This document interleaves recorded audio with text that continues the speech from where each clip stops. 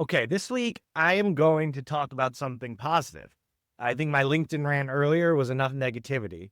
Uh, but I was trying to blow off some steam on how fun AI can make trying new stuff. So recently I've been teaching myself how to use some CAD software because I want to design some furniture. This is something that honestly I don't have the patience to sit through boring YouTube videos teaching me this. But what I can do with ChatGPT, with Claude, is take some screenshots as I bumble through the software, and they'll give me very tactical, specific to the project I'm working on feedback. And it is awesome. I'm actually learning something new. I'm doing it on my own. I don't need to watch a boring YouTube video, and I'm really building something cool. So this is like AI allowing us to do new stuff that I otherwise wouldn't have done. You should all be doing it. There's no excuse not to be experimenting.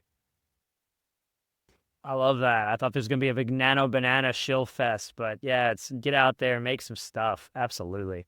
Too much fun not to. It's a good time to be a builder. All right, I like this.